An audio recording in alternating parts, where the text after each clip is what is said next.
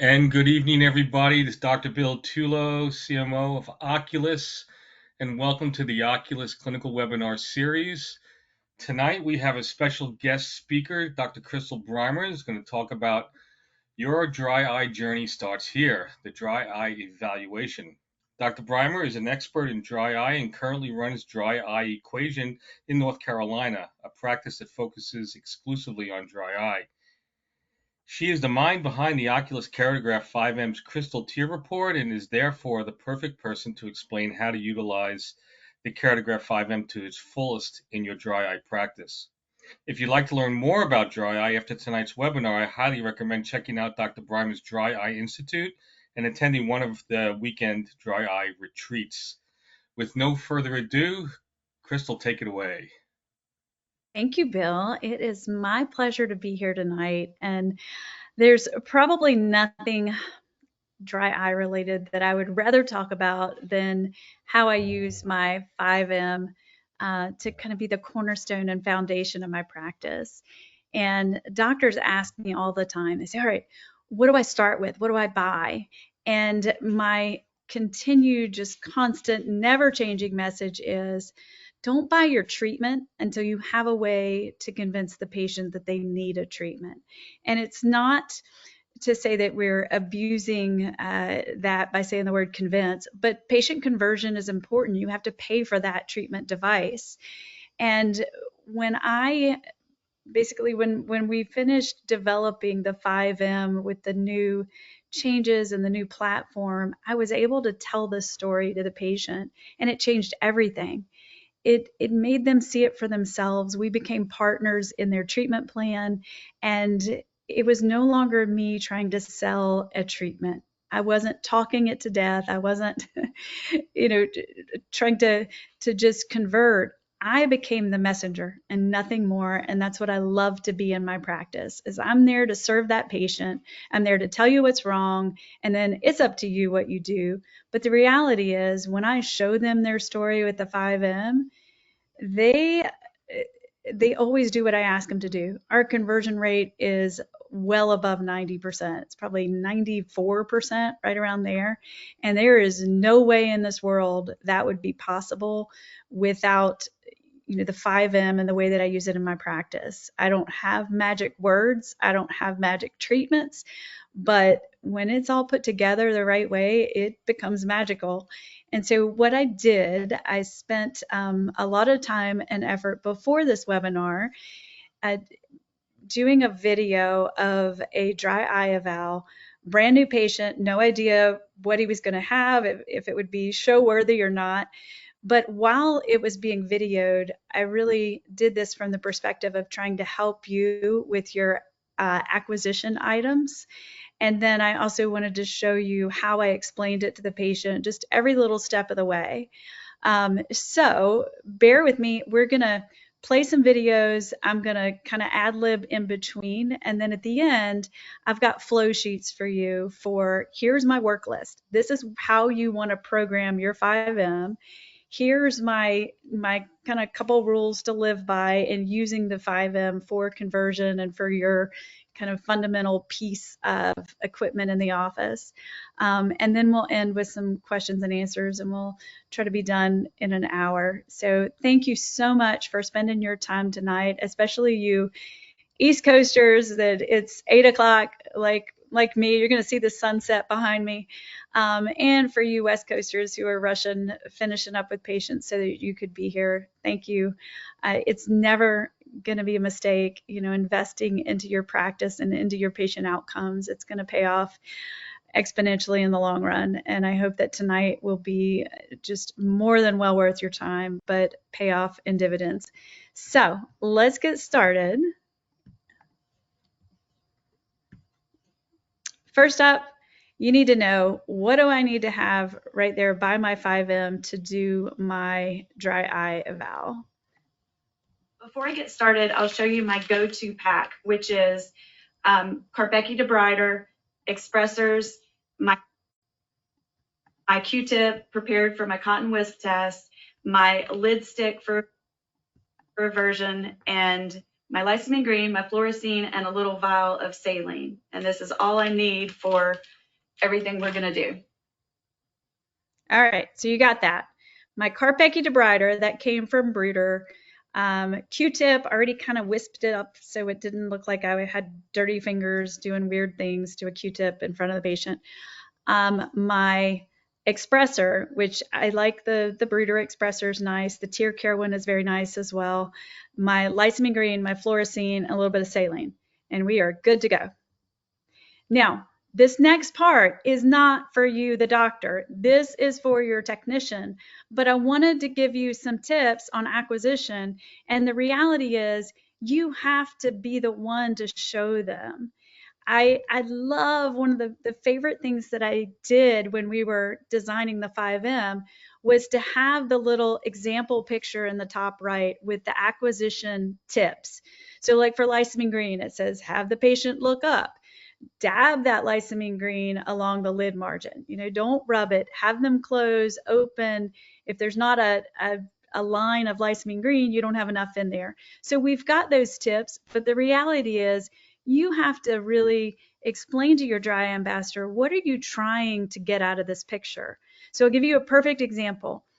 You, in the upper lid picture, a technician, if you didn't explain it to him, is just going to think, all right, I raised the upper lid, and they're going to raise. This is not a raise move. This is a torque move so that your lid margin is now facing you. The follicles are straight up. You see the base of the follicles for any Demodex, collarettes. You see the orifices of the glands. You also see, because the eye's looking down, you see the superior cons to see if there's any SLK. You get all of that in one picture if done correctly.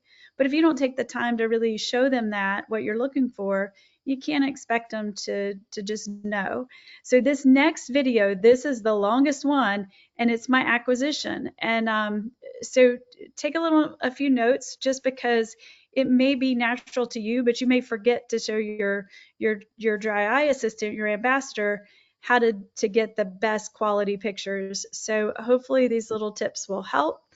And then I'll have a synopsis afterwards of the tests that I did or chose in my full dry eye eval, and then the ones that I would choose in a mini dry eye eval that's about half the time of this one. And anytime you see the light, look at it. But if it's not right in front of you, if you don't see it, that's okay too. Give them instructions so that you get better outcomes. A little click noise. Whenever I take a picture, listen for that, because right after that is the best time to blink. All right, hold it. We actually have our chime on, so you hear that chime. After that is the time to blink. And then sometimes there are special instructions. So on this one, I'm going to get you in focus. Now blink once, one more. And now stay open as long as you can stand it. Just keep staring and staring. You're doing great. Doing great. This is the longest test, so I only do it on my dry eye eval. Good job. I'm trying to be a hero. I like it. Okay. If I hang out at your nose, you know I don't need you, and you can blink. Well, that was good. It was 23 seconds. And then straight, blink once. All right, that's it. Stay straight and wide open and try not to blink.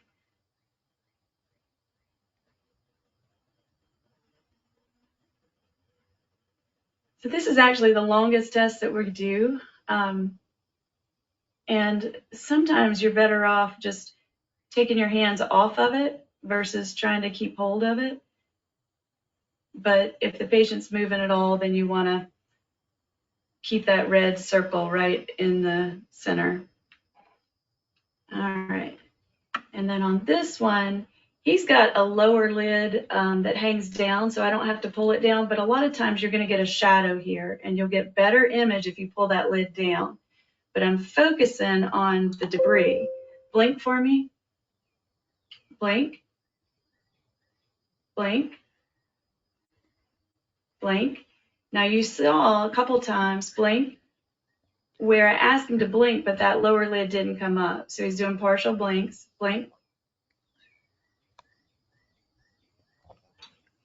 Now, you don't move your hand at all, and you are already in focus for the interferometry. You might have a little bit of fine tuning. Blink for me. Blink. But I like him to blink and prove that I see movement, that we're focused in the right spot. Blink before I start the video. Blink. Blink.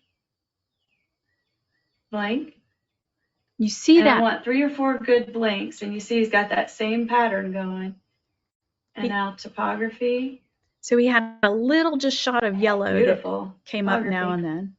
And coming out on redness, and I want to make sure, don't want them open and extra big, just normal posture so we can record that.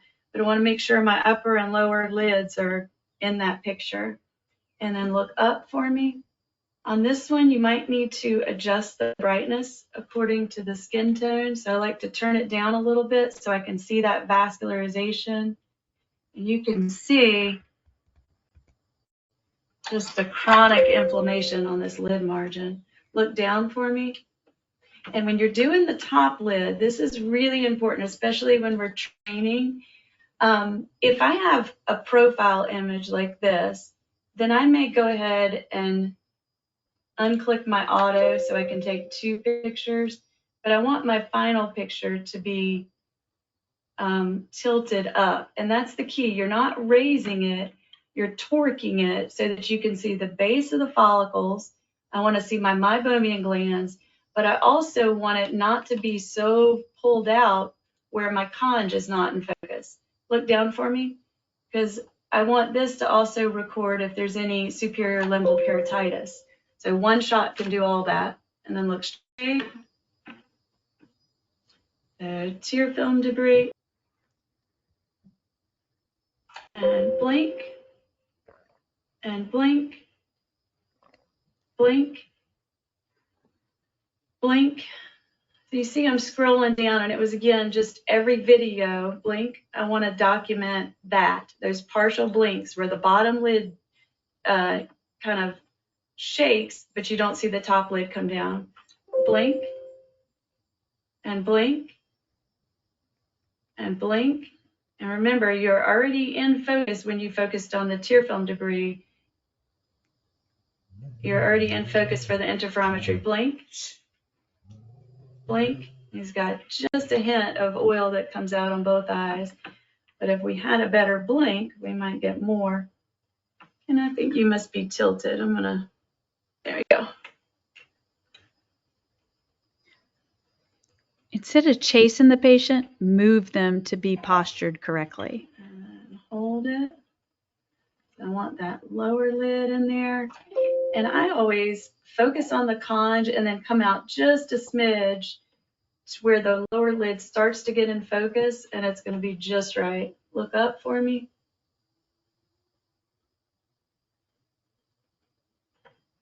A little bit bright again. And you can see that chronic lid inflammation is causing him not to have good lash growth. And look down.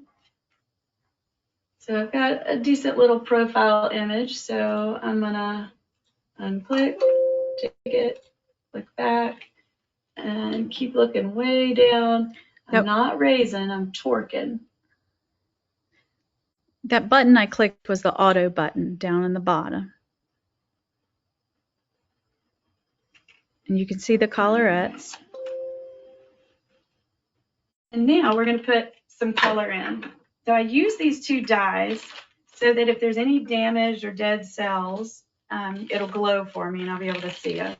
I'm going to do green first, and the green will make a mess if we let it. So don't squeeze, because it's going to run down your face and you'll be stuck with stripes.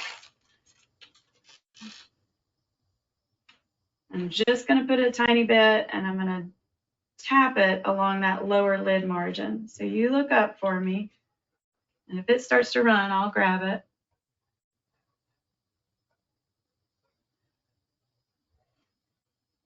Now, as inflamed as his lids are, you know it's going to absorb a lot of lysamine green. But some people, it's really tough and you have to make several passes to try to get it to stick. But if you don't have at least a little bit showing you that mucocutaneous junction, then you don't have enough dye in there. And like I said, some people you've got to do it over and over. You don't want to drag it. All right, give me a blink, Kim. A good blink. There you go. You don't want to drag it because that's going to leave marks. And then look down. And sometimes to get that upper lid, I just touch it to the superior conge. One little green spot on you. All right. Now look straight ahead for me. And that's good. Hold it. Sometimes on this, I like to back up so that I can get the whole conjunctiva in there, but then you got to increase your brightness some. And he didn't really have much staining there to show, so it was probably not necessary. And here, I want to scan my whole lid and then take a picture of the worst area. There we go. A lot of folks will have worse staining nasally, where their tears are draining because of the toxicity of just contaminated tears. Look down for me. So remember, I'm torquing on this one as well because I want to look down a little bit further. If there's any superior staining, I want to grab it. Now, when I look at that, it makes me wonder, look straight for me, if we put a little bit of extra dye in there, would I have more staining? Because as inflamed as his lids look, I expect it to absorb a little more. So scanning the whole lid, hold it right there.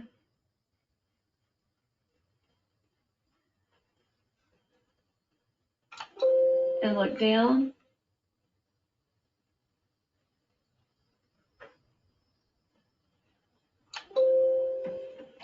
And we don't have any of that superior conge staining,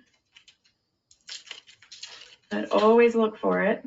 Now look up for me, Ken. I'm just going to drop this orange right in. Now the green gets absorbed on the lid margin and on the white part of the eye, whereas the orange, really red down there, works on the cornea. And that's why we use two different colors. All right, blink for me. And now look up. I always take an inferior palpebral conjunctival picture on the dry eye eval. And I do that because I may never take it again. Look straight for me.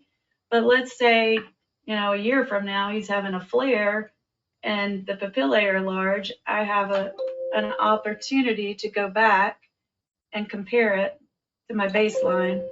All right, go ahead and blink a couple times. I'm just getting ready. A couple more. And then hold open again like we did before and keep it as steady and open as you can. And I do find that as long as the patient's still, it's better for me just to keep my hands off of it. And I'm waiting for that breakup time. I'm waiting to be able to show it on the camera. Now he's got a lot of fluorescein in there, so it makes me want to dab it and do it again and see if the results are a little bit different. Your left eye, by the time you get over there, you're always, close your eyes for me. You're always going to have less dye because of the time it took you working on the right one.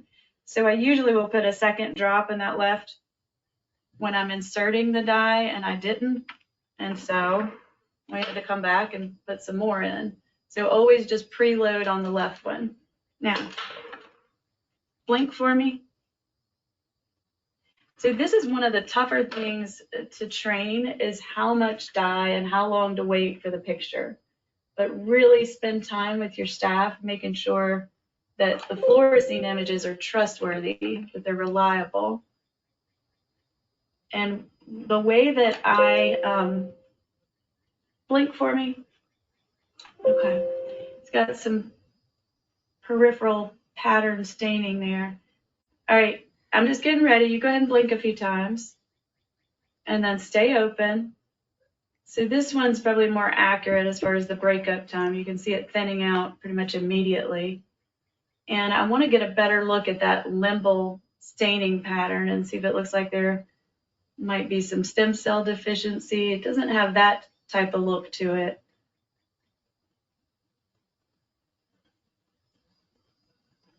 All right, and you can blink a few times.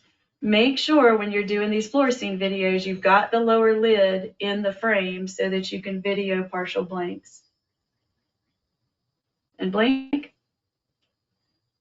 And then I'm going to go back, and this is what I asked my staff to do too, is just jump back over there after the dye is kind of drained out and make sure there's not any staining that popped up that wasn't visible on the initial picture. And now we're going to flip that top lid, Ken, so that I can see underneath. We're almost done. This is the last thing we have to do at the bowl. So look down for me. It's not going to hurt at all, but it's a little awkward if you squeeze. So just try to relax and not squeeze. Look down. That's my lid stick from Oculus. That is a stretchy lid, sir. I bet you snore, don't you? I don't know. I bet you do. All right, I want to get as much of this fold as I can. You keep looking way down. And I'm just always wanting to manipulate to get the least amount of glare and it's the best image I can. That's good. Definitely had some dropout. Now see how he wants to stay flipped? When I did his core Blackie light test, look up for me, I did not actually see a gap. However, he's dry during the night and his lids are very floppy. And so I'm suspecting that he might have sleep apnea. And during the night, a little floppy eyelid. Hold it right there. So that's your trifecta. And remember, when you're doing that light test, look down. It's not just looking for a gap. I like to come at the patient with the transilluminator and look for any glistening of tears between the lids. But then when you put that light right directly on that top lid, you're looking to see if there's just a misalignment. If the top lid is out a little bit too far, then it's still not a good seal, and a little bit of light will escape. Kind of tricky and takes a while to get used to what you're looking for. But on some folks, like him, you may not see that, but yet they're having the nighttime dryness because, look up for me, they're able to close, but during the night when they relax, that lid torques a little. All right, hold it.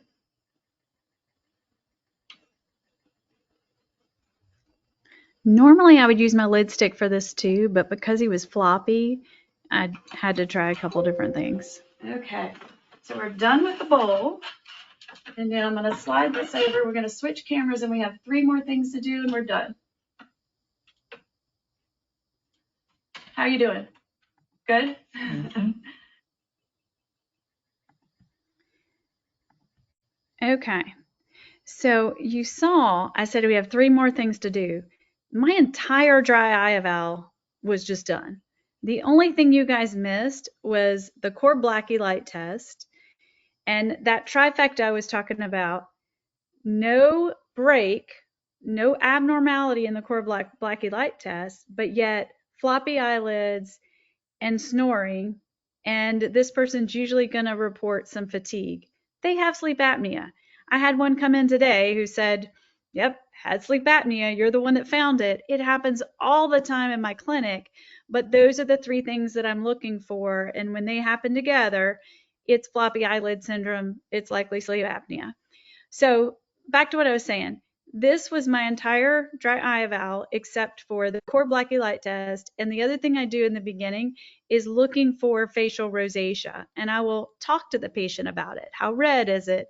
How much of a presence of broken capillaries do they have, and then ask them how volatile their face is. I do my slit lamp exam just for documentation in my EMR, but all the acquisition is with the 5M. And right up until this point, I haven't even done anything. Normally, my technician would have done all that. I just wanted to do it for you so I could give you some tips and tricks. So let's just review what's happened up until this moment. For the full dry eye eval, this is what we would have done. It's about 12 minutes, 11 and a half, 12 minutes for me to do. Maybe my technicians, it takes a minute or two more, but tear meniscus height, nick butt, non-invasive breakup time, tear film dynamic, interferometry, redness, upper and lower lid image, lysine green, fluorescein video. And so what all is this telling me? The story is it's my water, it's oil, it's debris in the tear film. We got another oil. We got inflammation with the redness, inflammation on the lids, as well as lysine green and the fluorescein. And then the fluorescein video is also going to tell me about lid structure. Is there partial blinks, evaporation time, and inflammation with the staining. So I'm getting so much information from this, and it's about 12 minutes to do. Now, let's say that you didn't have time for that, and you said, I am not doing that in my clinic. Okay, take out the nick butt. That's 2 to 3 minutes right there, just because of the length of time that some people can keep their eyes open. Take out the lysine green, and that's another, 4+ minutes, depending on your technician's skill. I take out my papillae picture. I still have a ton of information. I really didn't lose any information because this told me about oil, but I already have oil here. I have it in my fluorescein video. The only thing I was not able to do with the mini dry eval is correlate that breakup with vision. I love to be able to show them the breakup video and say, all right, you see the rings getting distorted. That's what's happening to your view looking out. That's why you have to blink more frequently and blink to see better. So, all right, I can't do that. And then on my lysine green, I may not be able to show them the inflammation on the lid margin, but they're going to see it in all those lid pictures when they see how red it is. And especially on the redness picture, I like how I can show them the thickness on the lid margin, the redness, and how it's rolled instead of nice and tight. So I'll still be able to get my point across otherwise, and this takes about 6 minutes. All right, now when they come back, we need a plan for that, and this is my workflow for when they come back. I want a snapshot of water, tear meniscus height, oil, interferometry, and the fluorescein video, inflammation, the redness, and the fluorescein, and then just debris, bacteria. So that's going to be my tear film dynamic. I take these pictures on every one of my follow-ups, 100% of them. I walk in my exam room and I have a big 55-inch TV in every room, and the pictures are up there.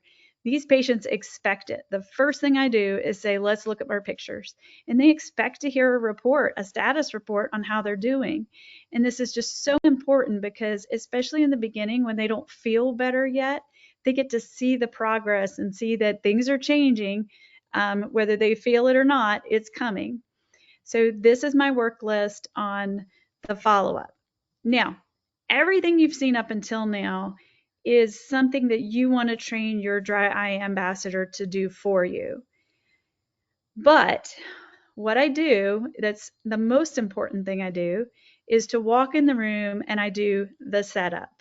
Now, this setup is critical because it diffuses the baggage that a lot of patients come in with. They come in either thinking that you're not going to explain it to them. So they're not going to know what's going on. You're just trying to sell them something. You're not going to have a plan. It's just trial and error like everybody else before you, or that they're going to have to remember everything. And so if they're thinking any of those 4 thoughts, they're not paying attention to you. They're not listening to you with their undivided attention. I realized long ago, I was like, man, we get incredible outcomes. How are we doing that? It's because we have insane compliance. People will do what I ask them to do. why is that happening? And I realized it was because of the patient education part. It's because we're a partner in this journey and in our treatment plan. But still, I was going, well, why is that? How did that happen? And one of the reasons why I think that happens during a dry eval is because of this setup. I need to diffuse the things that they may be entering in to the room, thinking about. I need to get that out of their head so they have the ability to just have a quiet mind and focus on what we're talking about.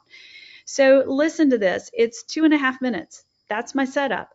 But it's very effective in creating open communication and letting them relax and feel like I've got this, and they don't have to help me or diagnose it with me or tell me a lot of extra details that we don't already know. So see what you think about this. Let me give you a little bit of background. We're a referral center, so 95% of our patients come from other doctors, and most of them have tried a lot of things and they're discouraged. What it means, though, is that our cases are pretty complex, and that's what we're really good at. And the reason we're good at it is we take a lot of time today to make sure that we know what the underlying cause is. And so if we do that, the rest is just follow through. And basically, I've got a long list of differentials, and I go through and I say, all right, have you got enough water? Is there enough oil? Is there allergy, inflammation, bacteria, lid function, something systemic, something environmental? And we do tests in every category, more than one. And then whatever's positive, I pair it with a treatment that's very good at that one particular thing. Because the thing is, we've got great treatments out there, but they're not blanket treatments. They're very specific. And so a lot of times people have tried a lot of stuff and they feel like it didn't work. It may have, but only for that one thing. And so they're still hurting. So if you think about it like a boat with 3 or 4 holes, we got to plug every one of them. Because if we leave anything undone, then you're still going to feel bad. So in the beginning, it might be a little bit cumbersome, but it's not for good. It's just for a minute to get you stable. You come back, whatever looks better, I can back off. If it doesn't look better, then we add to it. We don't trial and error, but we know that then we have to do more to get you better in that category. And that way I'm in this lane that I want to be in. I'm not letting you progress, but we're not doing any overkill. I don't want to do anything more than we have to. So my goal today, figure out what's going on, and I'm going to show you everything, more than you want to know. And then I'm going to kind of sit back and summarize it. I'll tell you the big stuff, the little stuff, and I'll give you a good, better, best option. And the reason I do that, everybody's so different. Some people want it fast. You've had it 5 years. It's not too bad, but it's long enough. Some people, they want it easy at home. They're busy. They've got a lot going on. Some people want it more natural, less chemicals, and some people need it to be cheaper. I can do any of that. I just need your input so that we make the plan that's best for you. And then last thing I'll tell you is this. Do not worry about remembering. It's a lot of information, but I promise it's all going to be written down. I'm going to make good notes in the records. I'm going to print out the whole exam. I'm going to make a big pie graph of every test we did and the results. And then there's a book going home with you too. Sound good? Okay. Did it accomplish what I was set out to do, which was say, we're not doing trial and error. We have a plan. I'm going to explain everything to you. I'm going to write it down and we're going to decide together. So it diffused those 4 big, kind of questions in their head and just helped him be able to listen.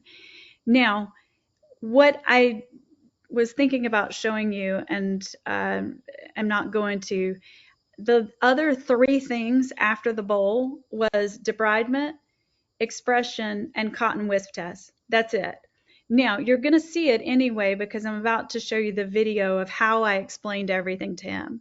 So you saw the acquisition that my staff member would have done. I walked into the room. I gave him the setup for 2.5 minutes. And then I did the 3 things, cotton wisp, debridement, and expression. And then the rest of my time is spent on the patient discovery, the education part. So listen to this, and after that, we'll kind of sum everything up.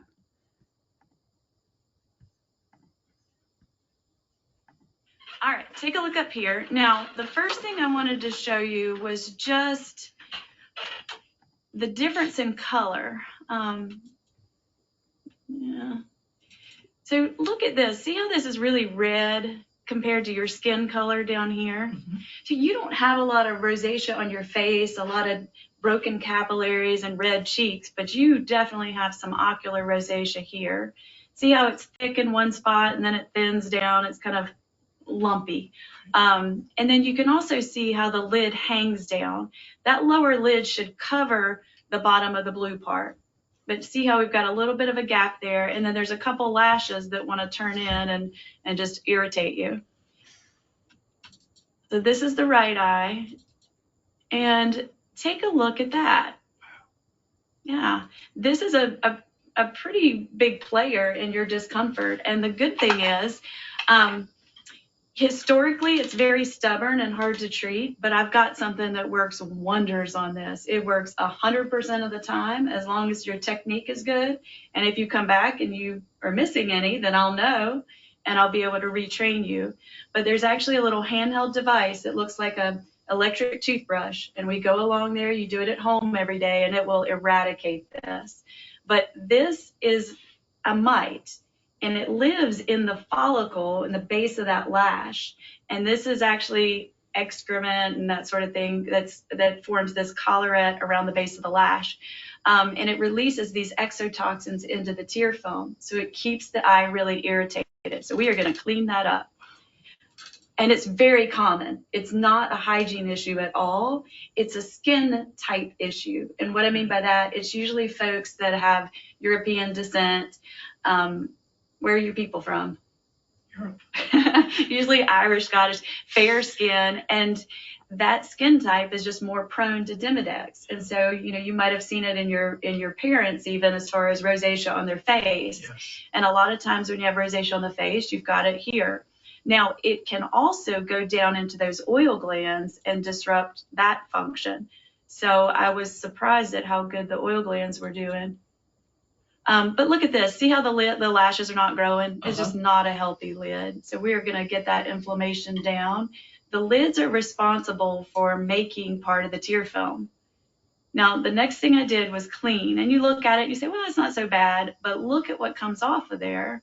It's quite a lot, especially in the right eye. And you see how red the eyeball is down here at the bottom? I think, look at that. Yes.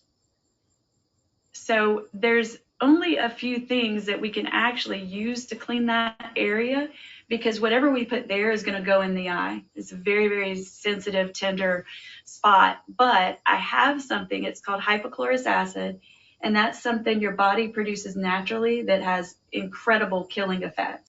And we're able to put it right in the eye. It actually comes in a little dropper bottle. So we'll use that. We'll use our little brush, our new lids device, and we will get this taken care of. Now, before I show you the next thing, I want you to kind of understand the impact this has. So your tears are primarily made of water and oil. The water comes from a pump up under the brow, and we can't see that. We just know if it's working or not by how much tear volume you have. But the oil comes from the lid margin. So we're able to visualize all the oil glands, the structure, and we're able to squeeze and see what the production is. So we want it to be clear liquid like olive oil. And yours, I was fairly impressed with the participation. Most of your glands did something, but see how it's thick? It's kind of jelly-like, and some of them aren't producing, and then some of them are liquid. So we've got to refine this a little bit. We want it to be thin, clear oil. So olive oil, not Crisco. And the way we're going to do this is it has to be orally. So it's through your diet, preferably, but I think we're going to need a good medical grade omega-3 supplement. And I've got one that works beautifully on thinning out the oil. And then what I mean by medical grade, all fish oil companies have to put in additives to purify the toxins so we don't get sick from the fish. It's a lot cheaper to leave it in there, but those additives inhibit absorption, and that's what burns off and gives you fish burps and GI issues and thins the blood. So the medical grade ones remove those additives so it gets absorbed better and you can tolerate it. So 3 of the good ones is like 18 of the over-the-counter ones, they say. Now, left eye, even more dramatic here on the redness, the inflammation. You see how it's starting to scallop along that lid margin. This is ocular rosacea. And always take that 6x and then there's pic. our Demodex. Not quite as bad on this side. Do you sleep on your right side? I do. Yeah, I see that a lot of times. It's worse on the eye you sleep, the side you sleep on.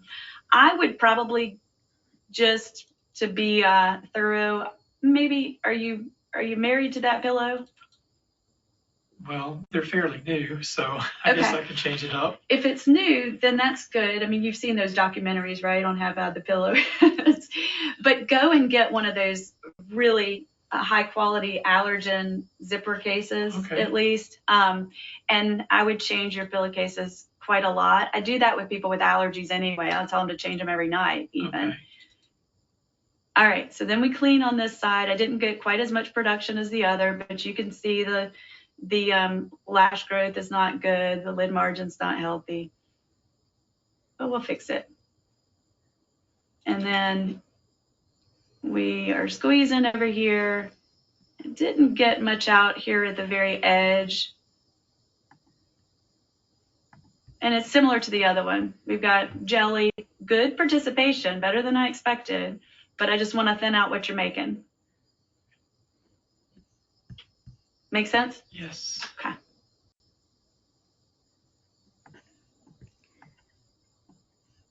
Okay, now I was talking over the video, but what I was saying is always make sure you do that 6x picture, because that's what lets you show them the ocular rosacea compared to the rest of the skin tone, which I think is really important, especially if you're going to talk about IPLs and those kind of treatments. Now we're going to go back to the pictures that the technician took in the 5M, and we're going to walk through his story. Okay, and just as a side note, kind of more for them than for you, but I have the ability on my EMR to document everything, how thick the lid is, how red it is it scalloped, the tear film debris, all this stuff. And that helps me because when you come back, then I know exactly which categories are getting better and which ones maybe are not. And so it tells me what to change in my treatment. So I spent the time customizing this so that I could have that level of documentation so that I can take better care of it. All right, let's talk. Now, remember my list. I said water, oil, allergy, inflammation, bacteria, lid function. So I want to go through and tell you what your status is on all this. Water, you're fine. Your pump's working. So it's not an issue we've got to worry about right now. I do want it to be better. And the studies that looked at hydration, the more water you drink, the less symptoms you have. So 20 ounces is not what we want. The goal is half the body weight in ounces, but at least the 64, the old standard. So really try to work on that. And then limit your caffeine, because caffeine's a diuretic. So it's doing the opposite of what we want. You don't take oral antihistamines though, right? Okay, good. Because that'll affect, I've seen that with oral antihistamines, it decreases the tear volume. All right, lid margin. I've shown you in multiple pictures how inflamed and red and vascularized and just unhealthy it looks. So we are going to work on that. We're going to clean it up and we're going to reduce the inflammation. We're going to clean up this bacteria, this mite that's there, the Demodex. And then you can see here too how the glands are puckered up. That oil is not coming out freely. And here's what's important about this. There is a sphincter around these oil glands, and it doesn't let the oil out unless the lids touch. And you heard me say when I was videoing, there are a lot of times where you're not coming down and touching. And part of it might be because the lower lid hangs down a little bit, but we've got to have good firm blinks to get these glands pumping. And here, I know that the oil's not coming out because I want to see a rainbow prism. And that's what I would see if there was oil coming out. It'd be like when it rains on a greasy spot. And look, when you try to blink, see that little squirt of yellow that came out right here? Watch right there. You see it? Yes. And these are not good blinks. Look down here. Your lid never crosses all the way down. Well, not never, but most of the time it doesn't. But when you do start to blink, we get just a little squirt of oil, little tiny color. But if we could improve that blink, then we're going to have the opportunity to have more oil on the surface. And then that's going to let you not have to blink so frequently. You're blinking frequently, you're burning because there's no buffer there. There's no oil coating. So let me just stop right now and show you this. I close my eyes and then I'm pushing down. I'm not using my forehead at all. Okay, that's a blink exercise. And especially when you're on the computer, you need to be doing it in a repetitious manner, and just use something as a trigger. Whatever you're doing, if it's emails, every new email, boop, boop. If you were reading the top of every page, and I just want you to do 2 and move on. So it's more about frequency and repetition and trying to train the blink. I see you doing it right now. Do you feel judged? It's more about repetition than it is stopping and doing 20 of them. But you're going to see that. I'm going to point it out on a few videos. So same thing here. I don't see my rainbow because the oil is not coming out. And every once in a while, we'll get a tiny little squirt of oil, but it's dependent on that blink. Now, watch this. The reason that oil is so important is it keeps the tears from breaking up. See this? This is evaporation that happens pretty much. Let's watch you open up. See, as soon as you open up, see how it's starting to get pixelated and dry down here? And we want more oil so that that's a slower process. And on both of them, but especially the left, there's a little bit of damage down here at the bottom. And I want to see that improve. Now, let's, just for kicks, let's slow this video down and see if we can catch you in a partial blink.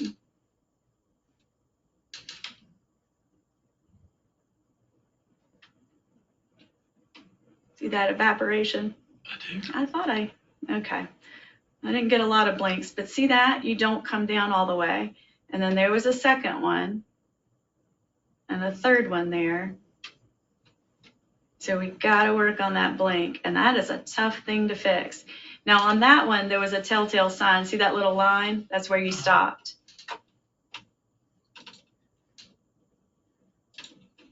And then here's the actual glands.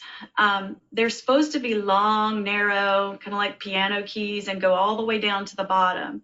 And you see how we've got some pretty big gaps here, and the rest of them are short. They're not going all the way down. And then look down here, see how there's this black line and then it just kind of balloons up above it? This is blockage. And what we're imaging here is not the shaft of the gland, it's the oil being created in there. And so with that blockage, this is just getting reabsorbed. The gland's actually going to be this long now instead of that long. And you see there is blockage throughout here. But we still have glands and they're still producing. So we've got to hold on to what you have. Look at that gap right there. Now, this is normal. And this is your right upper lid. And I would say, yeah, it's pretty close to that. So this has been going on a long time, long enough for us to have this much loss, but this is enough to do you as long as we get them flowing and we don't lose any more. So the way that we keep that from happening is to thin out that oil and improve the blink so that it's moving. This is your right lower, or this is normal, and this is your right lower lid. And I would say this one is pretty close to that. Yours look longer, but there's actually more blockage in there. So I'm going to make it pretty much equal to that one. And then on your left, that's right. Here's left, similar. I don't have the big gaps up here, but they're all still short. We've got some blockage. That's just glare, don't worry about that. And then down here, you see how wide they are. And usually that's because something's dropped out and it had room to spread out. Like right there, we've got a drop out. We've got some blockage, some ballooning. So here's normal, here's your left upper, and I would say a little bit better than that one. So it's a little better than the right eye was. And then the left lower, a little bit better than the right eye. Make sense? Yes. Okay. And then here's the junk floating around in the tears. Now you'll also notice, I was picking up on partial blinks. Did you see how the bottom lid jumped, but there was no top lid coming down? That was a partial blink. Some of this debris, everybody always asks, well, what's it coming from? Some of it is that buildup on the lid margin, the toxins from that mite in the lashes. It can be the fact that your oil was liquid enough to get out, but it's not a good quality. And so that's contaminating it too. So we're going to work on all those sources so we can get this cleaned up, because this is part of what is toxic to that eye, and it's making you stay red. And you are red, especially the right eye, especially temporal over here. So again, we've got a little bit of lower lid lag. We've got thick, red, scalloped lid margins from the rosacea. And that tear film debris is toxic and just inflammatory. So we've got a lot of inflammation in the eye, but it starts with the lids. And then there's our left one, very similar. I didn't get a lot of staining with the green dye on the white part, so that was good. So let's sum this up. I know that's a lot of information. Our biggest issues pretty much got three things tied for first place. We've got oil gland issue and inflammation and bacteria, mites. So we've got a little bit of allergies. It would probably look different if I was seeing you in the spring or in the middle of the fall, but that's lesser of the problems.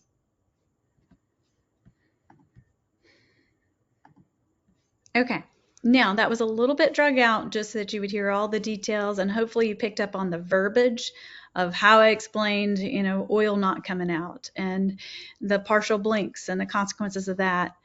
I want to show you just briefly what his treatment plan was. Okay. So here is Ken's treatment plan. For oil, because I know if I don't show you, you're going to ask later. Oil, I want him on a medical grade omega-3. I've got him on new lids at home. Tixel in the office would thin out the thick inflamed lids. It would get the oil flowing. That, or you could go IPL first, either one, because he would benefit from both. It's just a matter of which do you want to do first. A lot of times, especially if there's facial rosacea, I'm going to do my IPL first, get the inflammation under control, and then if there's still an oil problem, I'll deal with the oil problem. It just depends on how much is on the face versus just on the lid. Talk about lifestyle adjustments like you heard, the arthritis diet, get more water, more fish, and then some hypochlorous acid. He has a lot of allergies, but we didn't see him as much right now because it was off season. So in the season, if we need to return for testing and do sublingual immunotherapy, we can. But for now, eye wash and Allegro drops for the itch. So the big thing is just making sure that each category is addressed. The only reason these are grayed out is because we'd already listed them and it's just doing double duty for us. Now, one of the best things that I do for my patients is to give them something to take home. I love giving them my patient education book. It's 140 some pages, and it really creates a partnership with that patient of this is a combined effort. I don't have a magic button for you. There is no cure. This is going to take time, but how quickly we get there and how great of a resolution we get is really going to depend on how many contributing systemic factors you have, not just disease, but lifestyle and what you're willing to change about it. So be aware and be thinking, what am I going to send home with this patient to make it most effective? And then the last thing is the crystal tear report. So just as a recap to this, in case you're not using it now, I want you to be sure that every dry eye eval goes home with one and that it goes to the referring doctor. It's going to do wonders for your referrals, but also this is one of the reasons why I'm able to bill an out-of-pocket fee for my dry eye eval. It's $99. Well, I'm billing the insurance for the office visit, for the photos, for topography. What is this for? Well, in my office, it's for the report, it's for the book, and those are not things that are double dipping. So take a look at this. At that point, even before then, I would usually yell and say, hey, I'm out. And somebody at another computer would do my crystal tear report so that when we walk up front, it's ready. If I'm going to do it, then that's no problem either. It just takes a couple minutes, and I'll do it with you now just to show you if I had to do it, here's how I would do it. It's another opportunity to recap of what the situation is. So let's do it real quickly. This lets me look at each category. So I'm looking at whether or not you're making enough water, and we had a little bit of upper lid staining, a little bit worse on the left eye. Then we're looking at the oil glands. The lids look pretty bad. Breakup time, yeah. Line of marks, that's that green line. I'm gonna call it red here, orange here. And then the secretions, not terrible, but I want it to be better. Interferometry was not completely absent, but pretty sparse.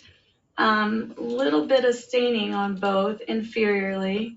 Not much in the way of conjunctival staining. Again, I don't like the lid look.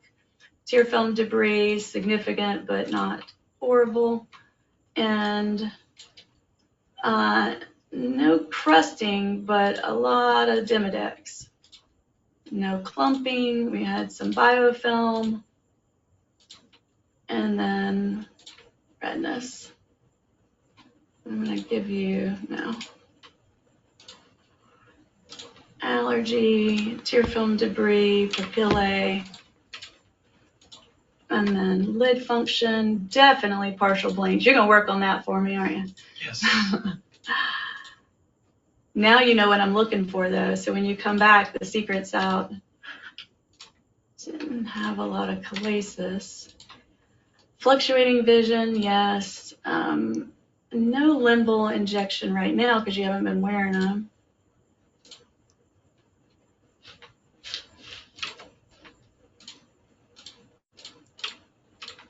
And then device use, a good bit on some days.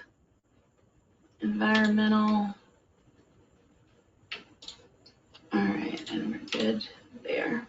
And then what I'm going to do is pull this up and just make a list of everything we're going to do. You're going to drink more water.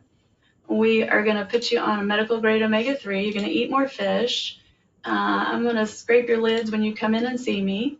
You're going to do your blink exercises. We're going to do IPL radio frequency. We're going to do our new lids. I need to update my list. And flush with saline whenever needed. And I'm going to get you a silicone sleep mask. And you're going to stick with your daily disposables. You're going to limit your wear time just like you are. And down the road, by the way, you are going to be able to wear your contacts again and wear them better or more comfortably. But if we struggle with that, there are large, hard lenses that are made to treat dry eyes. So there's ways that we will be able to keep you in there. And then I'm just going to print this out for us.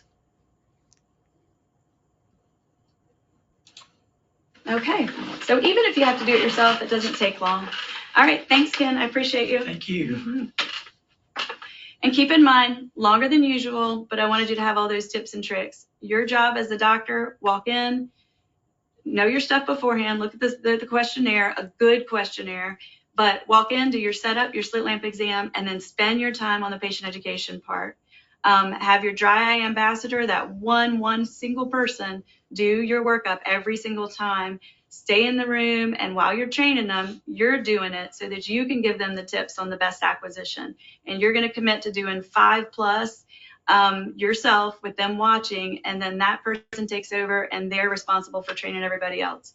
It's going to be great. All right, so the question now, how do you get started? And I know we're 1 minute over. I've just got a couple flow sheets to share with you, and then we'll see if there's any questions.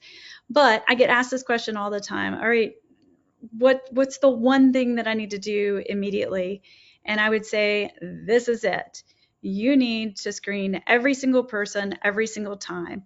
It needs to be an objective screening, not a subjective screening. If it's subjective, if it's based on a speed questionnaire, an OSDI, that patient is going to come in and you're going to say, oh, I want you to do A, B, C, D, and E. And they're going to say, it's not that bad. Or they're going to do it because they feel bad enough. But then when they feel better, they're going to stop. That is not what you want. You need it to be objective, because then we're basing it on structural issues. Oh, that looks bad. We need to take care of the structure. And that way, perspective-wise, it's not about how they feel. And that also means that when they feel better, they don't just stop, that this is an ongoing issue that we need maintenance for. So screen everyone and make it objective. When you use the OCULUS 5M for your screening, the goal is, I walk in the exam room, the patient's already sitting there with their crystal tear report in front of them, and you have the 3 pictures on the screen. You say, oh, yeah, I see some things that concern me. Let me take a look.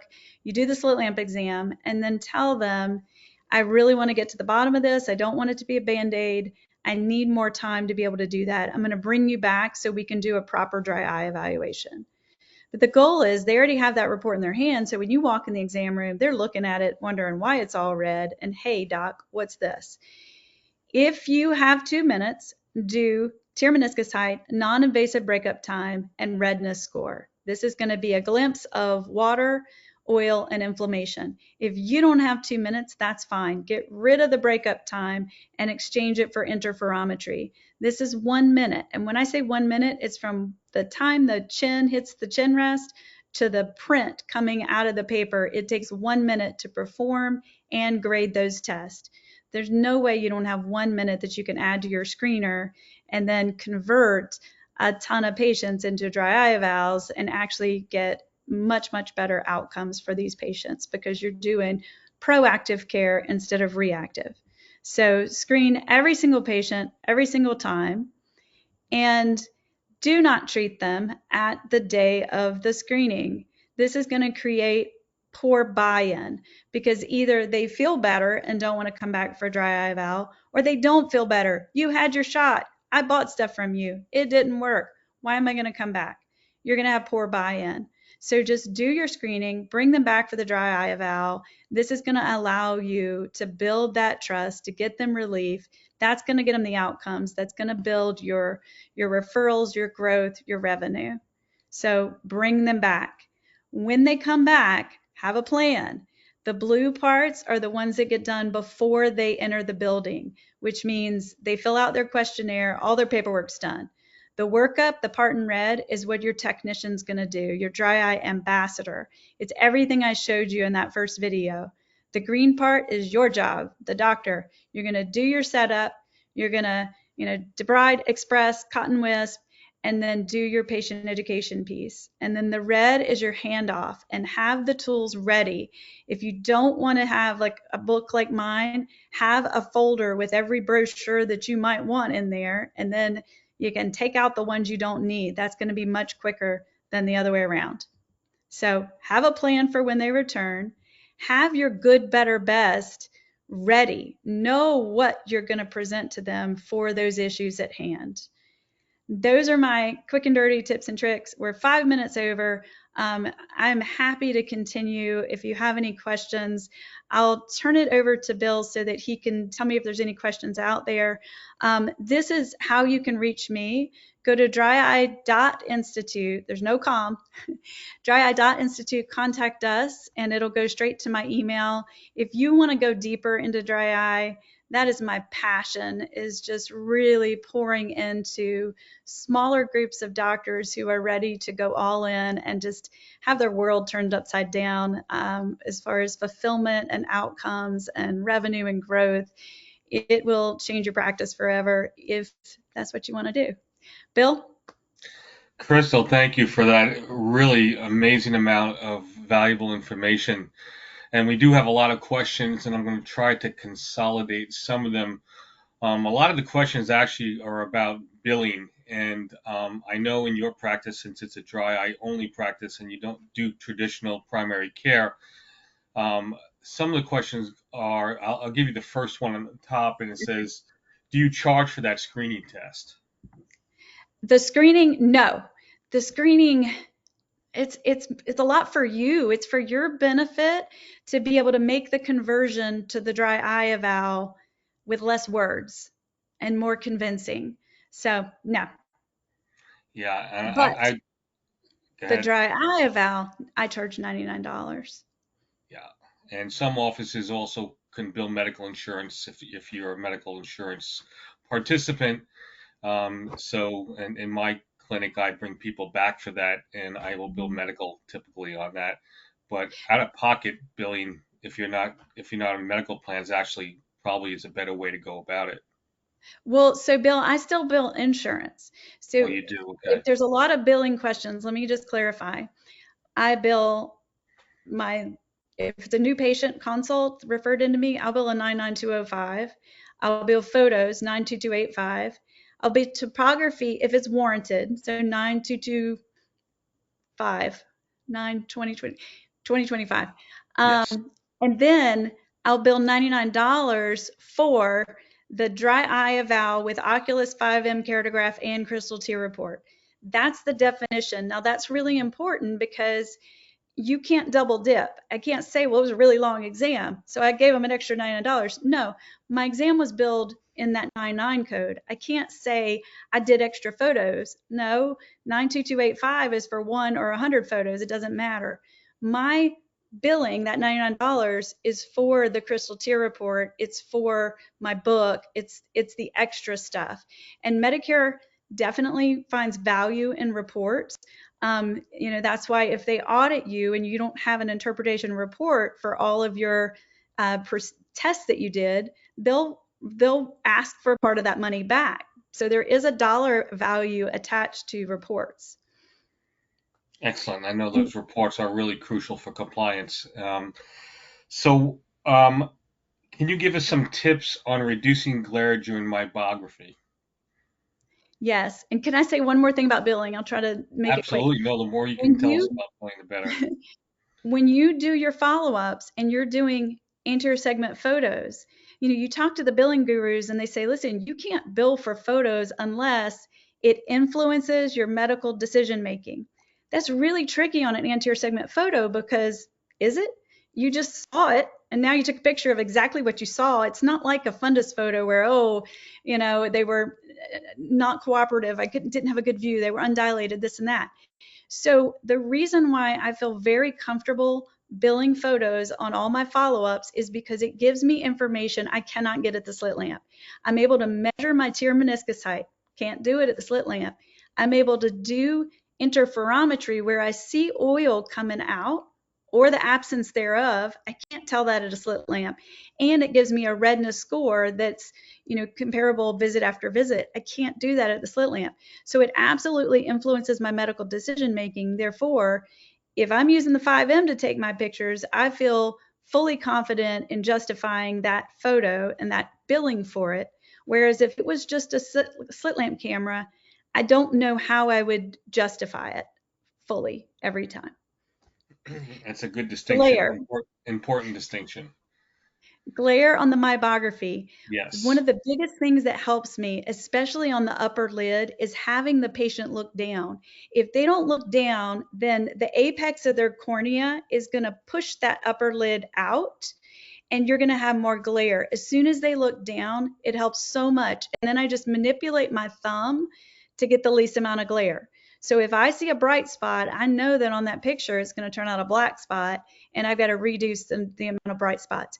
You saw on that particular patient, I started out using my lid stick and usually it's going to give me way better fold, depth of fold, and less glare. But on this particular patient, because he's kind of floppy eyelid guy, I needed to use my thumb. And that's why I switched from the lid stick to my thumb. I switched to my first finger. It was all about controlling the glare. And so do that and train your technicians on how to do it because you can't undo it once the picture's taken. It's all about the angle. But if you're not able to manipulate the glare well with your finger, have the patient start moving their eye and typically just get them away looking in the opposite direction of the lid you're photographing. Excellent. Can you elaborate, tell us a little bit more about the Tixel treatment? Sure. all I could think about all those videos was all those lines in my forehead and how bad I looked. I was like, my gosh, I think I really do look better now. No comment needed, Bill. So I did from here to here, and it has just blown me away. There's the Tixel Eye, which is FDA approved for gland treatment, and it's 400 degrees Celsius, and you make 2 rows across the top lid, 2 across the bottom. It's safe for all skin types, all times of the year, with no shields and no numbing, and it literally takes me 2 minutes or less. I wasn't expecting a great big benefit over my traditional thermal evacuation methods because I have them all, but I was blown away because people started making thinner oil. And I just kept scratching my head going, why? Is it because we're doing it at intervals instead of one and done? We're melting, thickens up, melting, thickens up, melting. That was the philosophy in my head until last Wednesday. And last Wednesday, I had a lady come in. We had done 1 Tixel 2 weeks prior. She had a grade 3 collarettes. Last Wednesday, she came in and she had 0. And I realized some of these people have Demodex that I can't see in their glands. It's making their oil thick, and this thing can kill Demodex. And so 2 weeks later, she's making thinner oil because the Demodex in the glands were dying. And it just kind of blew me away. So now the only thing I can't quite figure out is who's going to have semi-solid convert to clear oil and who's going to have semi-solid convert to jelly. But that's the Tixel. It's titanium pyramids, and it's a little cluster of them, and they're 400 degrees Celsius, but it's 6 milliseconds, 6/1000th of a second. So it's so fast your brain can't quite comprehend. That's the Tixel Eye. Tixel 2 is more for structural changes. And so I'm able to tighten up the lower lid and reduce hooding. I'm able to do the whole forehead and then do a couple more, like right here, to give me some pull. And this is helping the patient have a better blink. Because if that patient has a lot of hooding on top and they have a lower lid lag, they're going to always be in raised position. I just used to be tired at the end of the day because I was always doing what you saw in the video with all those lines. And now I don't feel that, and it's because of the influence it had on the blink. But I can't show them that kind of need without having the 5M and all the capabilities it has. So all this works together in getting that patient outcome, because otherwise they wouldn't put it together and really understand the need for it. And I love being able to show them the benefit and them coming in at their follow-ups and seeing that there's more oil and it's thinner and they've got their rainbow. Excellent. I'll say one more thing. Yeah. On the Tixel face, for the structure, that is not the no shields, no numbing. There's still no shields, but it does require that 30 minutes of numbing gel because we're going to be about twice the parameters that the Tixel Eye needs for just melting the oil. Excellent. Thank you for elaborating on the Tixel. I'm going to close with a question I think that's an important one, at least it was for me, and that's the customization of the Crystal Tear report and making it fit your particular practice. What I'm going to, and I'm going to see if you recommend something differently, but I'm going to recommend that my team at the clinical applications team at Oculus can help our customers customize their Crystal Tear report. I know some customers struggle a little bit about making those customizations, and we're happy to help you get the Crystal Tear report to work exactly for your practice. Have you found with a lot of the people that come to your Dry Eye Institute that the customizations are something they talk about? Yes, and it's such a lost opportunity because, like you said, Bill, it is so easy to do. I mean, I literally, when they leave the Dry Eye Institute, I have a USB they take with them. And one of the chapters in there is just 5M. It's tips and tricks, but there's a 3-minute file or video on creating your customized work list and a 3-minute video on creating your customized treatments. So how long does it take to do it? 3 minutes. And I tell them, put that on your desktop because personnel is going to change. You're going to forget because you haven't needed to do it in 6 months or a year. But it is 3 minutes to make this work list. And that work list is so important because then I can say, all right, I want a K check in 3 months or a BLEF check, an MG eval. And then I can have work lists that are specific to that visit type. And that way, if I don't want to do the same follow up test on everybody, then I at least have exactly what I need for the appointment type. If it's a possible plug visit, we're doing tear meniscus, whatever it is you want. If you have 5 doctors in the office, you can have 5 doctor reports, but they can have 10 apiece. I mean, it's limitless on how many you can have, but it empowers that staff member to have the autonomy and get exactly what you need first time around. Flow, it's improving that because you're not sending somebody back to the camera. And then as far as the treatments, again, 3 minutes. It is so easy just to click a plus button and write in your treatment and then tell it what category you want it to end up in. If you don't know how to do it, don't waste your time fiddling around. Call the support group. They're fantastic, and they'll come into your into your computer and show you exactly how to do it. They'll take control with the remote team view access or whatever it is, and Exactly. make it easy for you. Yeah, I have found over the years the biggest changes I've made over the last 6 years using the Crystal Tear Report have been in my changes in my treatment decisions that I've evolved to over the 6-year period. So it is always good to keep that tear report resembling exactly how you want to practice Yes. at the moment. So I think it's really helpful, and I think giving this to the patients really changes compliance. I mean, the biggest thing I saw was people were actually doing what I was asking them to do, and also the phone calls from significant others go way down when they take that Crystal Tear report home and it explains to them and their significant other what they're doing and why they're doing it.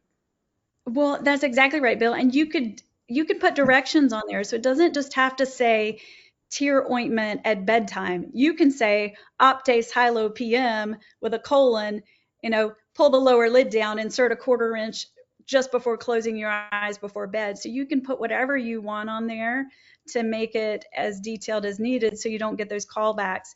And the other thing I'd say that just gives it great value is not only to aid in the out-of-pocket billing, but to get your referrals. If you want to build that from outside sources, you send that report back. And the first 2 years I was doing dry eye, it wasn't based on my expertise. It was based on this. Verbatim, patients would come in and say, my doctor sent me to you because you have the equipment for this. And so you sending that report back shows your investment into this space, and it validates the referral so that they're not going to be embarrassed or awkward that they made a bad referral in the patient's eyes. Well, Crystal, once again, thank you so much. Michelle, can we go to the last super summer sales slide that we have? Let me do that. I do want to remind everyone that there will be a link to this recorded webinar sent to you in approximately a week. So if there are any things that because we had some questions about repeating certain things, but you'll be able to rewatch the segments that you want to rewatch when you get that link from us in about a week. And I wanted to close out with just letting everyone know that Oculus is having a super summer sale. You can save up to $20K depending on which device. It's an open box sale. There's a QR code here that you can scan to get more details. And again, the savings depends a little bit upon which device and which model you choose. There are no payments for up to 6 months, so you can enjoy it now, pay later. And the sale is for U.S. residents only, unfortunately. So again, Dr. Brimer, thank you so much for sharing your expertise with us tonight. And I want to thank everyone who joined. And again, we look forward to seeing you on our next webinar. Have a great evening, everybody. Thank you guys for having me, and thank you guys for spending your evening. It'll be worth it. Take care, everybody.